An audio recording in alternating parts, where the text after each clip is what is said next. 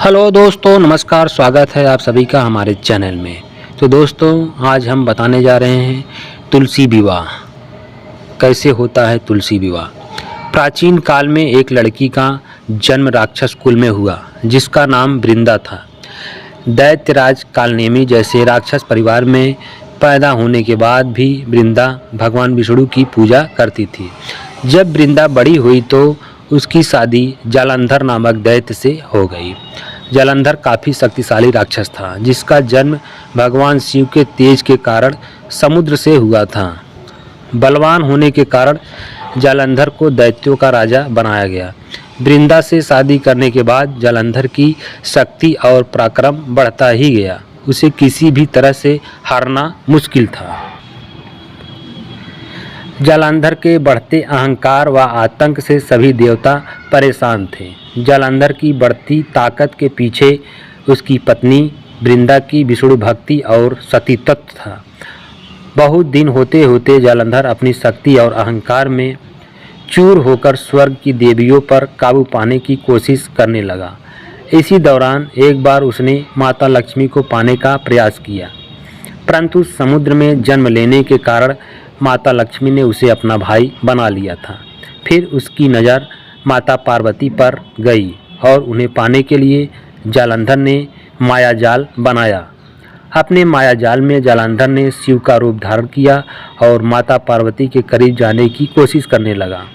उसी वक्त माँ पार्वती ने उसे पहचान लिया और जब तक जालंधर कुछ समझ पाता वो अदृश्य हो गई।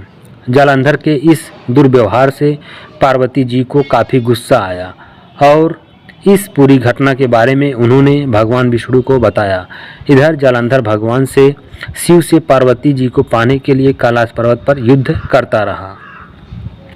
तभी भगवान विष्णु ने जालंधर के सबक सिखाने की ठानी। सभी को पता था कि जालंधर अपनी पत्नी के पूजा पाठ और सतीत्व की वजह से ही अजेय हुआ है। ऐसे में भगवान विष्णु ने जालंधर को हराने के लिए उसकी पत्नी का पतिव्रत धर्म भंग करने के लिए मायावी चाल चली। भगवान विष्णु एक साधु का रूप धारण करके वृंदा से वन में मिलने पहुँचे। उनके साथ दो मायावी राक्षस भी थे जिन्हें देखते ही वृंदा डर गई। तभी भगवान विष्णु ने उन दोनों राक्षसों का वृंदा के सामने ही वध कर दिया।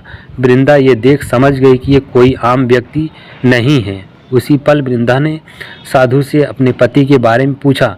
साधु बने भगवान ने अपनी मायावी शक्ति से दो बंदर प्रकट किए। दोनों बंदरों के हाथों में जालंधर का सिर व धड़ था। ये देखते ही वृंदा बेहोश हो गई। कुछ समय बाद होश के आने पर वो साधु से अपने पति को दोबारा जिंदा करने की प्रार्थना करने लगी। वृंदा की विनती सुन उसकी आंखों के सामने साधु ने अपनी माया से जालंधर के कटे हुए शरीर को हिस्से को जोड़ दिया और स्वयं उस शरीर में समा गए। वृंदा को जरा सा भी अंदाज़ा नहीं था कि उसके साथ ऐसा छल किया गया है। जालंधर का रूप धारण किए विष्णु जी को वृंदा अपना पति समझकर रहने लगी। वृंदा के ऐसा करने से उसका सतीत्व भंग हो गया, जिसके बाद जालंधर कैलाश पर्वत में युद्ध में हार गया। जब वृंदा को यह सच पता चला तो उसने गुस्से में विष्णु भगवान को पत्थर बनने का श्राप दे दिया। इस घटना के बाद वृंदा स्वयं सती हो गई। जिस स्थान पर वह भस्म हुई वहाँ तुलसी का पौधा प्रकट हुआ। भगवान विष्णु वृंदा के पति भक्ति से प्रसन्न हुए और उन्होंने कहा, हे वृंदा, तुम्हारी पति भक्ति देखने के लिए बाद तुम मुझे प्रिय लगने लगी हो और सदैव तुम मेरे साथ तुलसी के रूप में रहोगी। तुम्हारे तुलसी का रूप जो भी व्यक्ति मेरे शालिग्राम के साथ विवाह कराएगा उसे 1000 गुना यश और पुण्य प्राप्त होगा। जिस भी मनुष्य पर तुलसी का वास होगा उस घर में कभी भी असमय यमदूत नहीं आएंगे। आगे भगवान ने कहा, तुलसी के पौधे की पूजा करने वालों को गंगा व नर्मदा में स्नान करने के बराबर पुण्य प्राप्त होगा। संसार में चाहे कोई भी मनुष्य कितना भी दुष्ट क्यों न हो, कितना भी पाप क्यों न किए हो, मृत्यु के दौरान उसके मुंह से तुलसी और गंगा जल अवश्य दिया जाएगा। जिससे वह अपने पापों से मुक्त होकर बैकुंठ धाम चला जाएगा। इसके अलावा जो भी व्यक्ति तुलसी व आंवला के पेड़ की छाया में पितरों का श्राद्ध करेगा उसके पितरों को मोक्ष मिलेगी। दोस्तों, यह कहानी कैसी लगी कमेंट बॉक्स में ज़रूर बताइए।